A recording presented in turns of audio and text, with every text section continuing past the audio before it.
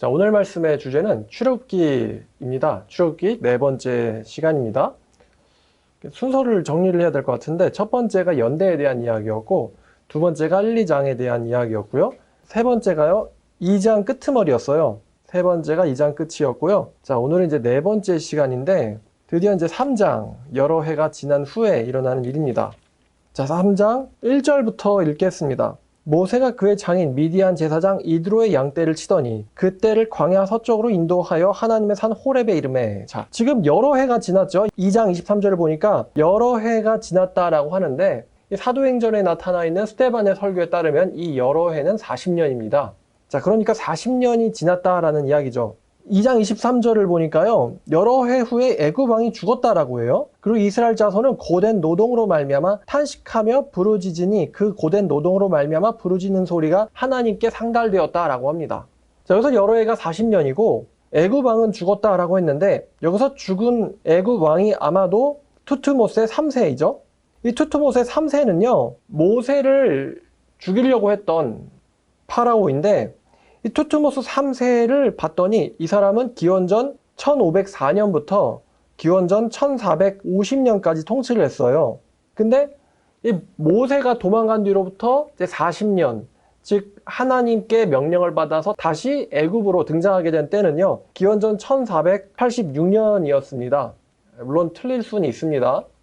그러면 이제 이 연대가 맞다라고 가정하면은 투트모스 3세가 죽고 나서 4년쯤 뒤에 하나님께서 모세에게 나타나신 거예요. 투트모스 3세가 죽고 나서 4년쯤 뒤에 하나님께서 모세에게 나타나셨다. 그리고 이제 모세가요, 게르솜이라는 아들을 낳죠. 게르솜이라는 이름의 뜻은 내가 이제 쫓겨났다, 이런 뜻이에요. 게르솜이라는 아들의 이름의 뜻은요. 그래서 이제 22절에 내가 타고서 나그네가 되었다라고 이야기했는데, 그리고 여기 지금 이 상황의 배경이 이러한데, 이스라엘 자손들은요, 고된 노동으로 탄식하며 부르짖었다라고 합니다. 그 지난번에 하트셉스투라는 여자에 대해서 이야기했었는데, 이집트 이제 18왕조인데, 이집트 18왕조 때에 건축 사업이 매우 활발했다라고 합니다. 그래서 이 건축 사업을 하는데 아마도 이 외국인 노동자들이 노예로서 동원됐을 가능성이 높아요.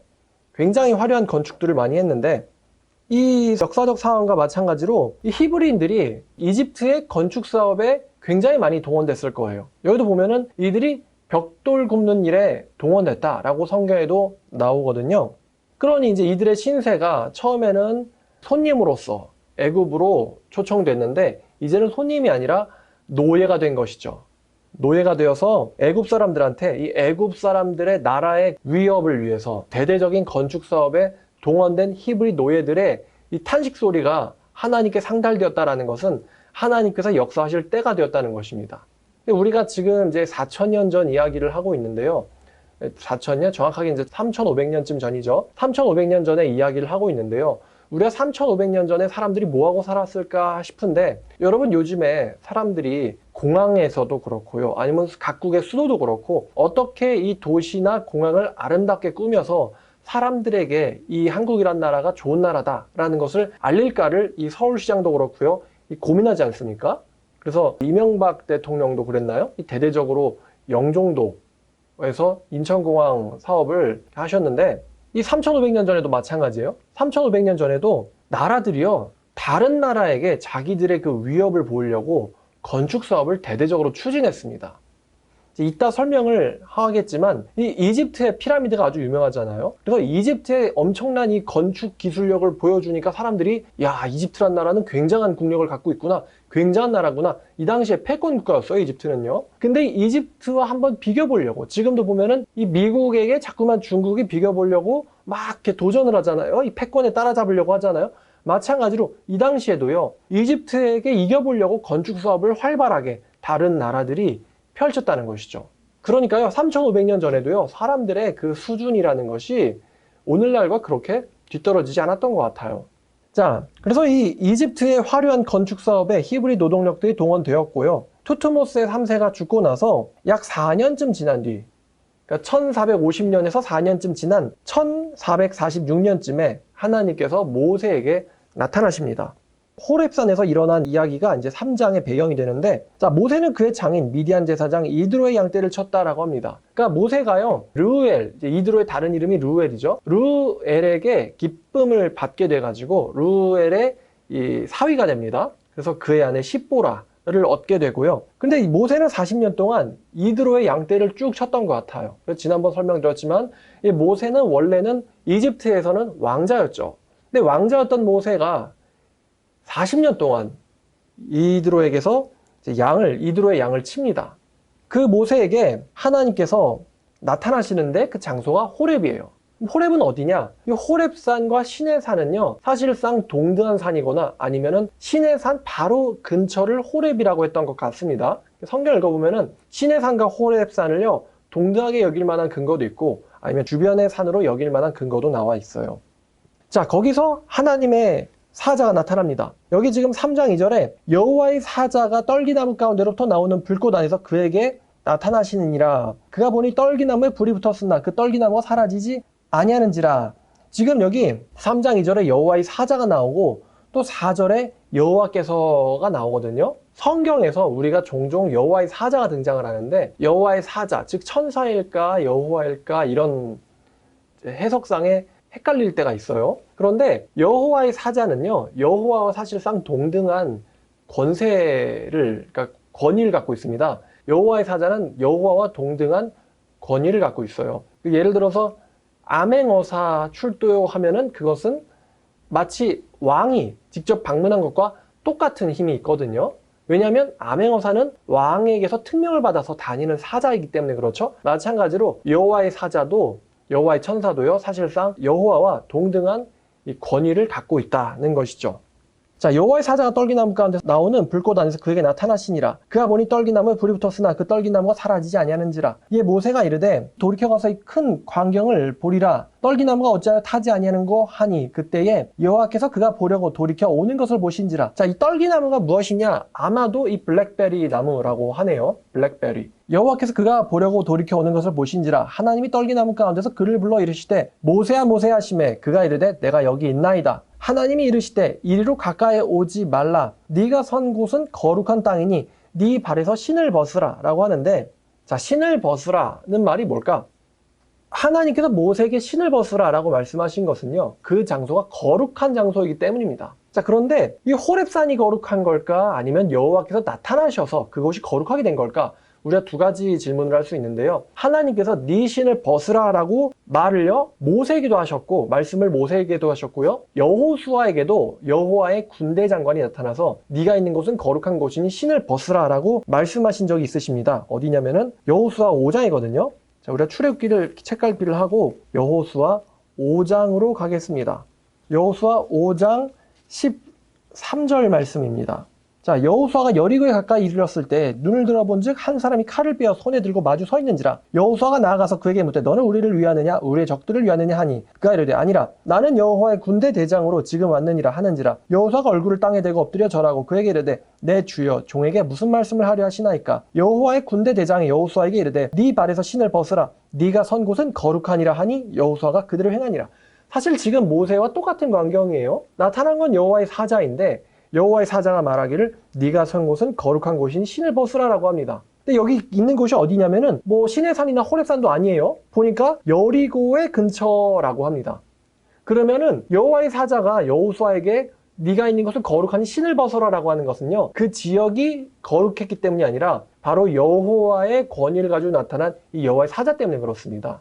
그럼 마찬가지로 호렙산이 거룩한 지역일까? 물론 지금도 거룩한 뭐 성지 순례 이런 말이 있잖아요. 그런데 성지가 거룩하다기보다는 여호와께서 거룩하시기 때문에 그 곳이 거룩해진 거예요. 따라서 여호와께서 모세에게 나타나셨기 때문에 네가 서 있는 곳은 거룩한 곳이니 신을 벗으라 라고 말씀하셨던 것이죠. 왜냐하면 하나님은 거룩이시기 때문이에요.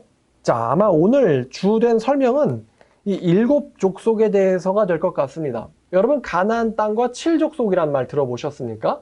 그러니까 하나님께서요, 사실 아브라함에게 약속을 하세요. 내가 너로 하여금 가나안 땅을 주겠다. 내가 너에게 가나안 땅을 주겠다라고 약속하시는데, 이 가나안 땅에 살고 있는 7족속이 있거든요. 그러니까 그 사람들도 나름 자기들의 소유권을 가지고 그 땅을 차지해서 살고 있잖아요. 근데 하나님께서 그 땅에 있는 사람들이 회개하기를 사실 기다리셨는데 그 사람들의 죄악이 차지 않았기 때문에 지금 당장은 아브라함에게 그 땅을 주지 못하고 약 400년이 지난 뒤에 아브라함에게 후손에게 그 땅을 주겠다라고 하나님께서 약속을 하시거든요. 그러니까 죄가 차지 아니었다. 그래서 이 칠족속의 죄가 차는 것과 그 다음에 반대로 이 여호와의 백성들이 이 파라오 밑에서 부르짖는 이 고통이 상달되었다라는 이 두 가지의 시점이 일치되는 딱 그때에 하나님께서는 이들을 심판하시면서 동시에 이들을 구원하시는 거죠.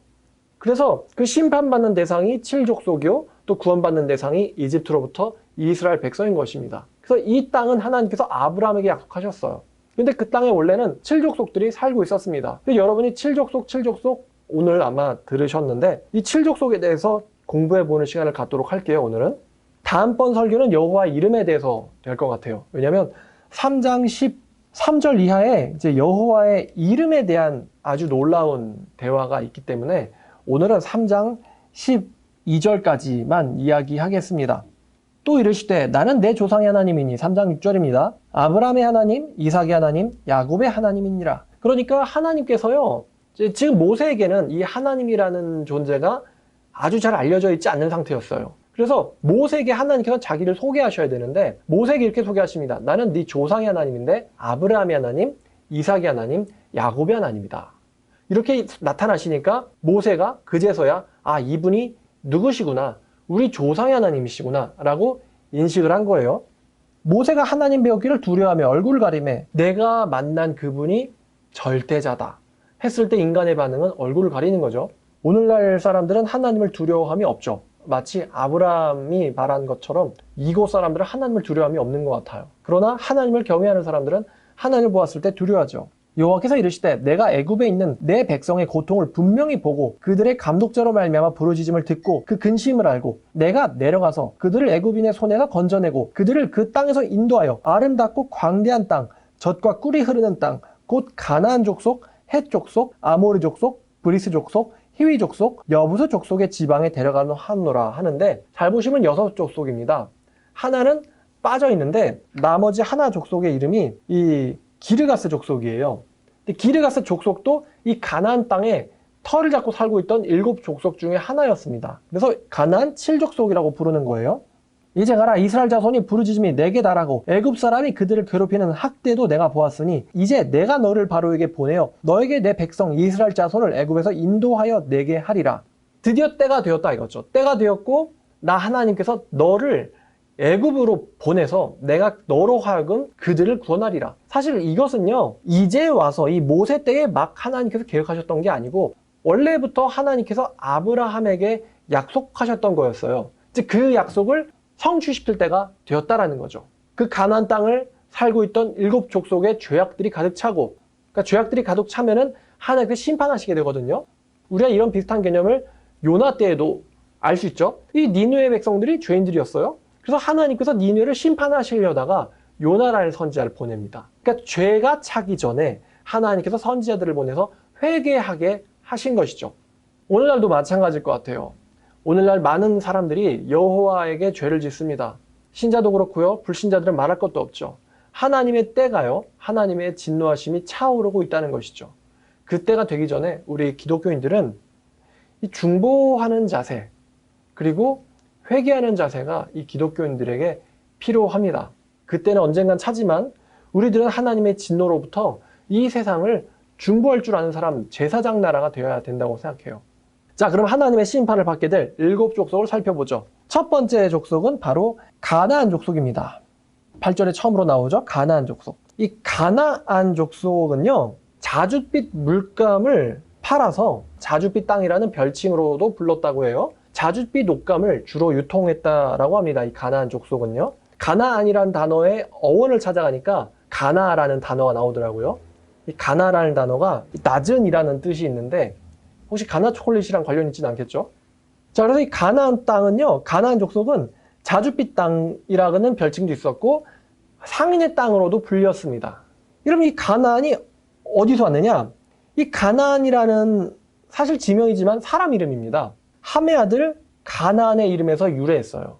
우리 창세기 할 때 노아의 세 아들이 그 셈은 메소포타미아 쪽으로 가고 그 다음에 함은 이집트 쪽으로 가고 그 다음에 셈, 함, 야벳. 야벳은 이 유럽 쪽으로 올라갔다는 거 여러분 아시죠? 그 다음에 이 아브라함이 자기가 이제 그드라를 통해서 많은 아들을 낳는데 서자들에게 또 돈을 주어가지고 메소포타미아 쪽으로 땅으로 가게 했다는 이야기도 아실 텐데, 자, 여기서 이제 가나안이라는 이름은요, 성경에서는 이게 참 재밌는 사실인데 성경에서 먼저 등장한 게 아니라는 거예요.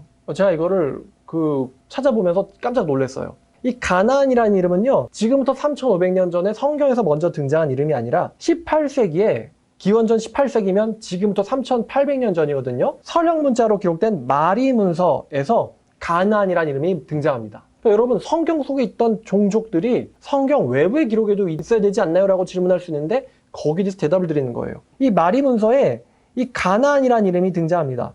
그리고 그 300년 뒤에 기록인 알라라크라는 도시의 왕인 이드리미의 동상에서도 이 가나안이라는 이름이 등장을 해요. 그러니까 3800년 전부터 3500년 전에 살았던 사람들의 이 동상이나 문서에서 가나안이라는 이름이 등장을 합니다. 이 가나안 사람들은요, 여러 고대 문서들에서 등장했던 실존했던 지역이면서도 도시고요. 이들은 왕정을 했어요. 왕이 있었고 자기들 나름 문화를 만들고 국가를 건설했던 종족이 이 가나안 종족입니다. 가나안 족속. 자, 그 다음이 헷 족속인데, 헷 족속은요, 아마도 히타이트라고 하는 유명한 고대 국가랑 동일한 사람들로 여겨집니다. 이 히타이트가 어떤 특징이 있죠? 이 청동기 시대에서 철기 시대를 연 족속이라고 우리가 이제 알고 있죠.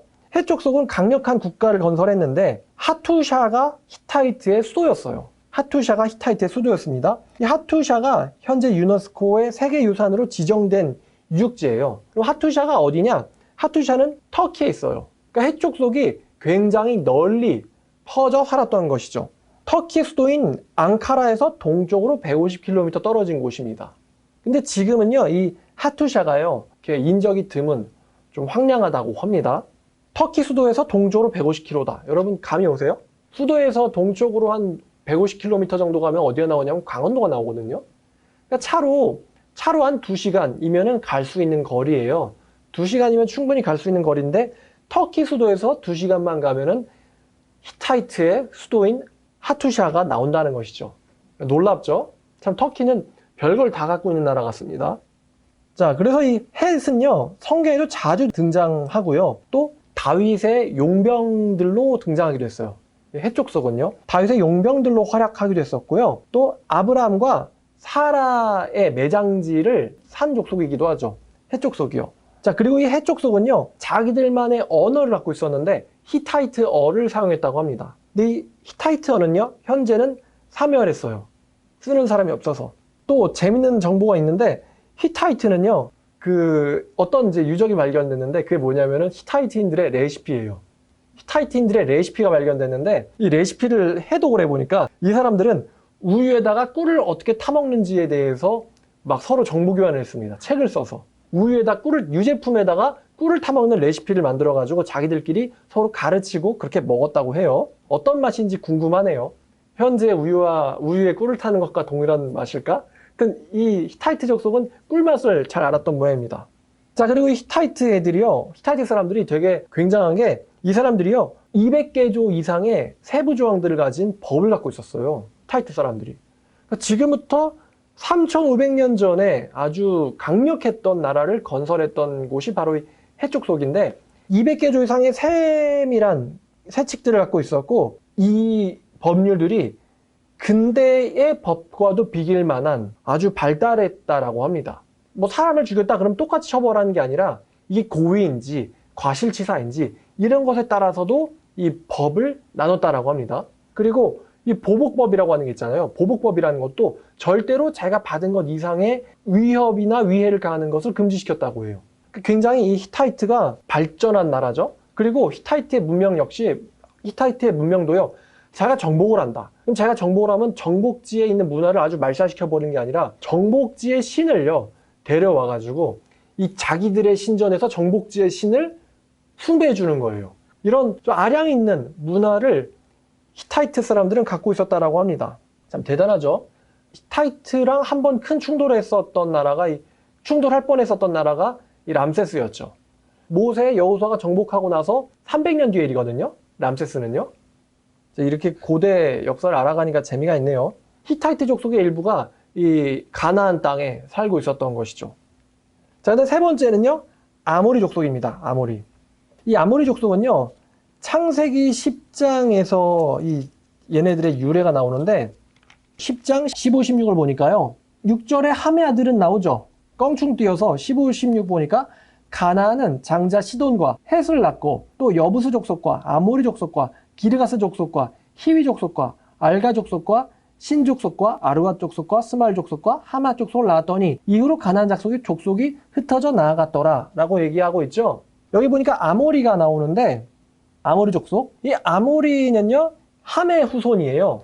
함의 후손인데 이 아모리 족속이 어떤 사람들이냐, 여러분 그 길가메시 아시죠? 길가메시라는 서사시라는 게 있는데 이 길가메시가 우르크라는 도시가 있었죠. 우르크 혹은 우르. 이 길가메시 우르라는 도시를 멸망시킨 민족이 아모리족이에요. 아브라함이 나온 곳이죠. 이 우르가요. 그때 우르가 굉장한 도시라고 말씀드렸죠. 고대 도시지만 굉장한 도시라고 말씀드렸는데 이 우르를 멸망시킨 민족이 아모리족입니다. 그럼 이 아모리족은요, 아무르라는 신을 섬겼어요. 근데 이 아무르라는 말은요, 아모리인이라는 뜻도 있습니다. 아무르 신을 섬겼던 사람들입니다. 그리고 이 아모리 족속이요, 흩어져가지고 세운 나라가 바벨론이에요. 고대 바벨론의 선조입니다. 바벨론 제국의 선조예요, 아모리족이. 그리고 이 아모리족에 대한 기록이 4000년 전에 수메르의 서령 문자에도 아모리족에 대한 기록이 남아 있습니다. 아모리 족속들은요, 자기들의 언어로 아카드어의 방언을 사용했는데 실제로 아모리 족속의 언어는 고대 히브리어랑 상당히 유사하다고 합니다. 아모리 족속. 그러니까 이 이라크 이란 쪽이거든요. 이라크 이란 쪽인데 참 대단한 사람들이에요. 이 가나안 땅은 현재 이스라엘, 레바논, 요르단 이쪽 지역입니다. 가나안 땅은요. 자, 브리스 족속. 네 번째는 브리스 족속입니다. 이 브리스 족속은요, 어원을 들어가 봤더니 브리스란 뜻은요, 오픈 컨트리예요. 오픈 컨트리가 뭐죠? 열린 마을. 그죠? 열린 마을이라는 뜻입니다. 아마도 추측하건대 이 브리스 족속은요, 담을 짓지 않고 살았던 것 같아요. 그러니까 우리나라의 제주도 같은 거죠. 담을 짓지 않고 살았던 것 같습니다. 근데 이 브리스 족속은요, 그다지 눈에 띄는 유적이 없습니다. 성경에서도요, 브리스 족속이 많이 등장을 하질 않아요. 최근에 사람들이요, 페리지나 아니면은 페라지라는 이름을요, 발견을 했는데, 어떤 유적에서 페리지나 페라지라는 이름을 발견했는데, 이 페리지나 페라지가 성경에 나온 브리스가 아닐까라고 추측하고 있습니다. 이 브리스 족속이 많은 유적이 없어요. 근데 그럼 브리스가 뭐가 없다? 담이 없다. 자, 이 브리스 족속이요, 아브람과 롯이 재산 때문에 충돌해서 갈라지잖아요. 아브람과 롯이 좀 옛날 이야기죠. 아브람과 롯이 갈라지는데 일조한 족속입니다. 창세기 13장을 가보니까 창세기 13장 7절에 그러므로 아브람의 가축의 목자와 롯의 가축의 목자가 서로 다투고 또 가나안 사람과 브리스 사람도 그 땅에 거주하였는지라. 그러니까 아브람이 이거 너무 밀도가 높아서 안 되겠다, 흩어져야겠다 라고 생각하게 만드는데 일조한 사람들이 이 브리스 족속이에요.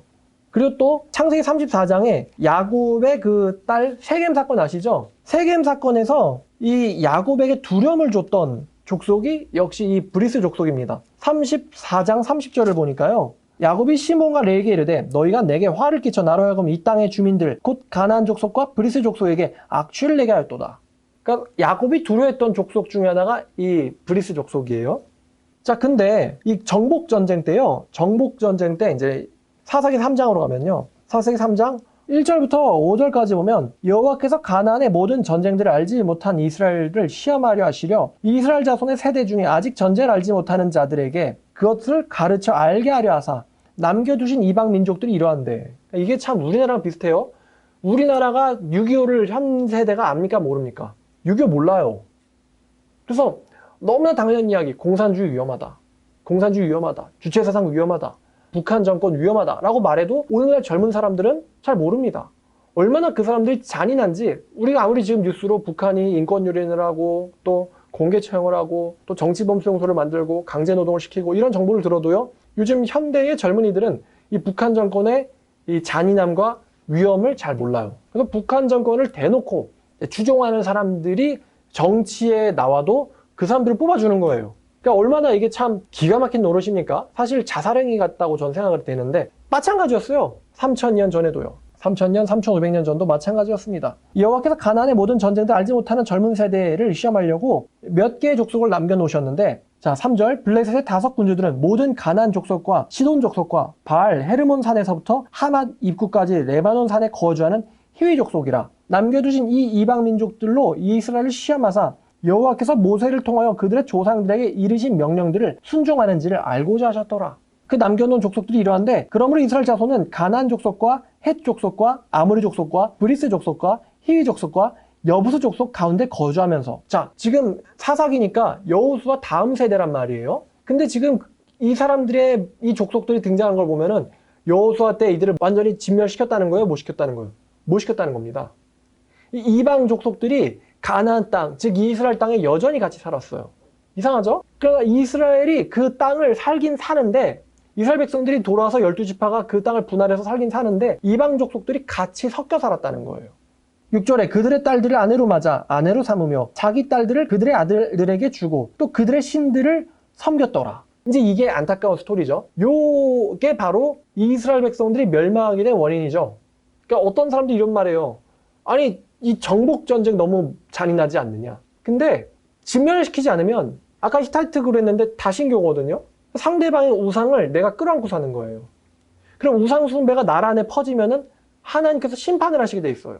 그래서 하나님께서 심판을 당하지 않으려면은 이 족속들을 너희의 땅에서 몰아내라. 첫 번째가 몰아내라예요. 첫 번째 명령이. 그리고 두 번째가 그들에게 너희의 딸들을 주지 말고 또 그들에게 너희의 자식들, 아들들을 주지 마라. 그러니까 이방신을 믿는 사람들이랑 혼인해라 마라. 하지 말라는 거예요. 아까도 이제 설교 검토하면서 들어보니까 그 연예인 중에, 아니면 기독교인들 중에서요, 안 믿는 사람들이랑 연애를 하는 사람들이 많아요. 참 이러면 안 됩니다. 내가 제일 중요한 신앙생활을 하면서, 신앙이라는 게 제일 깊숙한 곳에 있거든요. 근데 같은 신앙을 공유할 수 없는 사람을 만나가지고 연애를 하면요, 이 같은 신앙을 공유할 수 없다는 건 그 사람은 우상 숭배한다는 소리거든요. 그럼 그 사람의 우상이 결국에는 결혼이라는 제도를 통해서, 이건 둘이 하나가 되는 제도이기 때문에 결혼이나 연애를 통해서 그 우상이 이 신앙인에게로 옵니다. 대부분의 경우 신앙인이 불신자를 변화시키기보다는 이 불신자에게 신앙인이 미혹되는 경우가 더 많아요. 그러면 이 불신자가 받게 될 벌을요, 신앙인이 같이 받게 됩니다. 그래서 하나님이 그들과 통혼하지 말라고 명령하셨던 거예요. 이 두 가지 명령, 진멸해라, 그리고 그들에게 서로 통혼하지 마라, 그들과 통혼하지 마라고 했는데, 이 여호수아까지는 그래도 직접 배우는 사람들이란 말이에요. 그런데 여호수아 다음 세대 사람들부터는요, 자기들의 아버지, 할아버지가 어떠한 고생을 해가지고 어떠한 심판을 또 광에서 받았는지, 왜 1세대가 들어가질 못했는지, 이것들을 이 젊은 세대가 다 잊어먹은 거예요. 마치 한국처럼요. 다 잊어먹은 거예요. 공산주의가 어떻게 왜 무섭고, 왜 저 우상숭배가 무섭고, 다 잊어먹은 거예요. 그래서 그 당시에 젊은 사람들, 또 그 당시에 젊은 사람들의 아버지들은 이 통혼을 하기 시작했어요. 자기들 가운데 거주했던 이 족속들과. 그래서 이 브리스 족속은요, 이 담 없는 사람들, 이 사람들은요, 사사기 때, 여호수아 때는 물론이거니와 사사기 때에서도 멸망시키지 못했던 족속이에요. 그래서 이 브리스 족속이 이스라엘 가운데 살았어요. 이 브리스 족속은요, 열왕기상 9장을 보면, 열왕기상 9장 20절과 21절을 보면 솔로몬 때 아주 이스라엘이 강력한 도시국가를 건설하지 않습니까? 이 솔로몬 때에 이 브리스 족속이요, 솔로몬의 이제 노예가 되기도 했습니다. 일꾼, 종, 노예가 되기도 했어요. 왕상 9장 20절을 보면, 자, 이스라엘 자손이 아닌 아모리 사람과 헷 사람과 브리스 사람과 히윗 사람과 여부스 사람 중에 남아있는 사람, 곧 이스라엘 자손들이 멸하지 못함으로 그 땅에 남아있는 그들의 자손들을 솔로몬이 노예로 역군을 삼아 오늘까지 이르렀다 라고 말합니다. 그러니까 이 브리스 족속은요, 진멸당하지 않았고 솔로몬의 노예가 되기도 했다는 것이죠. 그리고 이스라엘 자손들은 솔로몬이 노예로 삼지 않고 그들은 군사와 신하와 고관과 대장이며 병거와 마병의 지휘관이었다 라고 말합니다. 같이 섞여 살게 된 거예요, 이 브리스 족속은요. 자, 네 번째가 브리스 족속, 다섯 번째는 히위 족속입니다. 히위 족속은요, 마찬가지로 함의 후손입니다. 히위 족속은 함의 후손이고요. 창세기 34장은 봐야 되는데 34장에 이 디나 사건 때문에 야곱이 브리스 족속을 무서워했잖아요. 근데 이 디나 사건의 장본인에 해당하는 족속이 히위 족속이에요. 창세기 34장 2절인데, 자, 히위 족속 중 하몰의 아들 그 땅의 주장 세겜이 그를 보고 끌어들여 강간하여 욕되게 하고. 하몰의 아들 그 땅의 주장 세겜인데 어떤 족속이라고요? 히위 족속이라고 나오죠. 그러니까 이 디나 사건의 사실은 장본인이에요.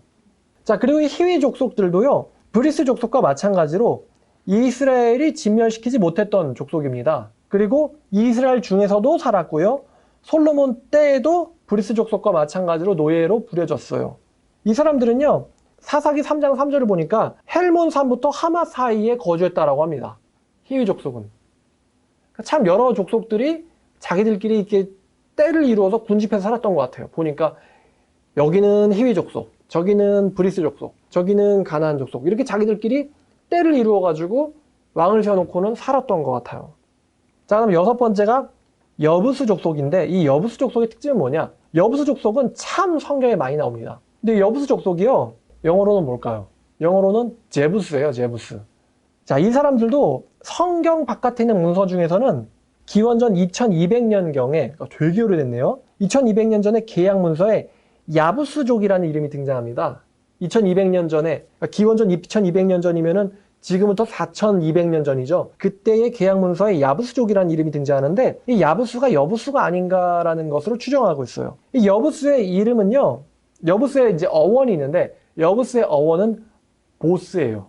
여부스의 어원은 보스입니다. 근데 보스라는 이름의 뜻은요, 밟히다란 뜻이에요. 이름이 밟히다란 뜻이에요. 그래서 그 이름대로 밟히는 사람들이 됐나? 즉 노예가 되었나?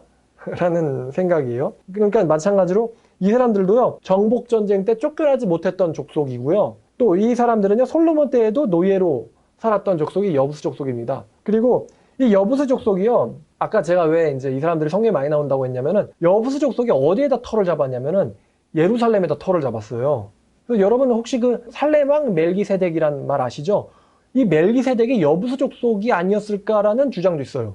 왜냐면은 이 여부스는요, 곧 예루살렘에다 터를 잡았거든요. 그러니까 살렘왕이 여부스 족속일 가능성도 있다라는 주장이 제기되고 있습니다. 근데 이 여부스 족속은요, 사실은 이제 다윗 때에 정복을 당합니다. 다윗한테. 이 여부스 족속이 다윗을 깔보다가 다윗이 이제 나라를 통일하고는 중앙 집권을 하잖아요. 그때 정복된 사람들이 이 여부스예요. 자, 사사기 19장을 보니까 사사기 19장 10절. 자, 그 사람이 다시 밤을 지내고자 하지 아니하여. 지금 이게 지금 아주 이제 유감스러운 사건이죠. 어떤 레위의 첩에 대한 이야기인데, 그 사람이 밤을 지내고자 하여 일어나서 떠나 여부스 맞은편에 이르렀으니 여부스는 곧 예루살렘이라. 안장지운 나귀 2마리와 첩이 그와 함께 하였더라. 그러니까 지금 여부스 족속에서 잘까 하니까 안 되겠다. 그래서 베냐민에게 속한 기브아에게로 갔다고 하거든요. 그러니까 이미 땅 분배가 끝나고 나서도 이 족속들이 이스라엘 12지파 사이에 숨어서 섞여서 같이 산 거예요. 여부스 족속의 땅 곧 예루살렘. 자, 근데 이 다윗에게, 그러니까 이 여부스 족속이 다윗에게 정복을 당해가지고 그 정복당한 이제 이래로 솔로몬 때에는 노예까지도 됐다는 것이죠. 이름이 보스, 어원은 보스, 밟히다라는 뜻이에요. 자, 그 다음 마지막 기르가스 족속인데, 7번째 기르가스 족속. 이 기르가스 족속은요, 창세기 10장 16절을 보니까 가나안의 자손이에요. 그리고 이 사람들이 어디 살았다라고 성경에 나오냐면요, 여호수아 24장을 보면 여호수아 24장 11절을 보니까, 자, 너희가 요단을 건너 여리고에 이른즉 여리고 주민 곧 아모리 족속과 브리스 족속과 가나안 족속과 헷 족속과 기르가스 족속과 히위 족속과 여부스 족속이 너희와 싸우기로 내가 그들을 너희의 손에 넘겨주었으며. 여기서 지금 기르가스 족속이 나오죠. 아마도 이 기르가스 족속은 요단 건너편에 여리고 주변에 살았던 것 같습니다. 기르가스가 여기서 나오고 그 뒤에서는 이들의 이야기가 등장하지 않아요. 기르가스 족속은요, 여호수아 때를 끝으로 더 이상은 등장하지 않습니다. 단지 서술로 기르가스 족속이 있었잖아, 이런 서술로서만 등장하지 기르가스 족속이 성경에서 활동하지 않습니다. 이루어 보건대 기르가스 족속이 가나안 정복 전쟁 때 전멸당한 것 같습니다. 전멸당했거나 아니면은 이스라엘 땅에서 완전히 도망갔던 것 같아요. 기르가스는요, 거의 유적이나 이런 게 없어요. 기르가스 족속은. 이 마우리타니아 팅기티나의 비문에는 기르가스 족속이 이런 말이 써 있어요. 눈의 아들 여호수아를 무서워해서 도망갔다 라는 기록이 남아 있습니다. 놀랍죠? 그래서 아마도 이들은요, 전멸되었거나 이 마우리타니아 팅기티나가 어디냐면은 저쪽에 그 이집트 더 지나서 가면은 모로콘가 하는 나라가 있거든요. 그쪽이에요. 그쪽 비문에서 이런 이야기가 나와요. 기르가스 족속이 눈의 아들 여호수아를 무서워해서 도망을 갔다. 이런 기록이 남아 있습니다. 참 놀랍죠? 아마도 이 사람들은 전멸되었거나 완전히 그냥 아예 가나안 땅에서 도망갔을 가능성이 높고요. 성경에서도 여호수아 때 여기 기록된 거 이후로는 성경 속의 역사에는 등장하지 않습니다. 기르가스 족속이. 자, 그럼 오늘 이렇게 7족속을 읽어보았는데 제가 이거 7족속에 대해서 알아보면서 놀라웠던 것은 성경 속에 있었던 성경 속에 등장하는 7족속들이 실제로 가나안 땅, 즉 이스라엘 쪽을 점령하고 살았던 것도 사실이고 그들 중에서는 되게 그리스처럼 힘이 약해 보이는 족속도 있었고 또 히타이트처럼요 굉장하게 성장한 족속들도 있었습니다. 성장한 족속들도 있었고요. 또 그들에 대한 유적들이나 기록들이 여기저기서 발견되었다라는 것도 이제 제가 알게 되었고 성경에 있는 기록이 결코 허구나 아니면은 거짓이 아니구나라는 것을 7족속을 이제 조사하면서 알게 됐어요. 사실은 이제 중요한 점은 이들을 진멸하라라는 여호와의 말씀을 이스라엘 백성들이 철저하게 실행하지 않았던 것이죠. 그래서 몇몇 족속 빼고는 대부분의 족속이 헷도 그렇고 브리스도 그렇고요. 또 히위도 그렇고 여부스도 그렇고 이스라엘 속에서 잔류하면서 같이 이스라엘 속에서 살았다고 합니다. 현대의 이스라엘을 보더라도요. 팔레스타인 사람들이 이스라엘에 같이 살고 있죠. 여러분 아시죠? 그 나사렛이요. 팔레스타인들의 마을이에요. 이스라엘 사람들의 마을이 아니고요. 예수님이 태어나셨던 나사렛이라는 예수님이 이제 성장하셨던 나사렛이라는 동네. 지금 팔레스타인 사람들이 그 안에 섞여서 살고 있습니다. 문제는 이제 이들과 통혼을 하기 시작하니까 이스라엘 백성들 안에 뭐가 들어오냐면은 이게 신들이, 우상신들이 들어오는 것이죠. 그래서 이스라엘 사람들이 참 가슴 아픈 그 이제 고국에서 쫓겨나가는 일을 당하게 되는데 오늘 말씀이 7족속에 대해서였어요. 그러니까 여러분이 7족속이 실제로 이 이스라엘 땅에 터를 잡고 살았던 족속들이었고 이스라엘 백성들이 얘네들을 몰아냈어야 됐었구나. 좀 근데 억울할 것 같아요. 그 사람들 입장에서는 뭐 어디 뭐 동네 뭐 촌 이런 것도 아니고요. 나름 굉장한 도시 국가를 건설해서 이제 국가를 건설해서 왕도 세우고 살고 있는데 갑자기 저 유랑민들이 몰려오더니만 지들을 그냥 다 죽이든지 밀어내잖아요. 그 얼마나 억울할까 싶기도 해요. 자기들은 왕도 갖고 있는데 저 왕도 없는 사람들이 몰려와가지고 그러니까 마치 이제 우리들이 느끼기에는 한국 버전으로 바꾸면요. 막 흉노족 아니면 유럽 사람들의 버전으로 가면 이제 게르만족 그죠? 훈족 이런 느낌이 아닌가 싶어요. 얘네들이 이동한다고 그러니까 이스라엘 쪽의 대이동 그 결과 가나안 땅이 이렇게 된 거죠. 그런 느낌인데 우리가 이제 이스라엘 입장에서만 성경을 봤지 그거를 침략당하는 사람들 입장에서 이 사람들 입장에서는 침략이죠. 하나님이 걔네들한테 약속했다고 이렇게 이제 그 사람들을 생각할 수 있는데 오늘 이게 7족속을 보면서 야 이게 성경의 7족속이 이런 이제 어원도 있고 자기들의 언어 뭐 아카드어의 방언을 사용하는 나라도 있고 히타이트어를 사용하는 나라도 있었고 뭐 자기들만의 문화를 가지고는 나라들을 건설했었구나 이런 것을 오늘 이제 같이 배웠습니다. 자, 출애굽기 4번째 시간 모세와 7족속이라는 제목으로 여러분들과 같이 설교 말씀 나눴습니다. 자, 기도하겠습니다.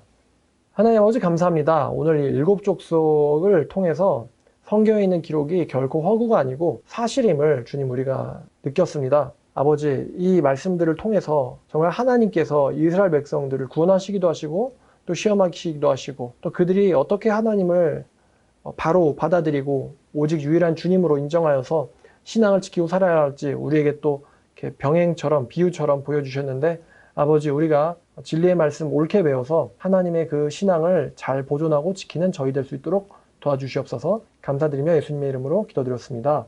아멘.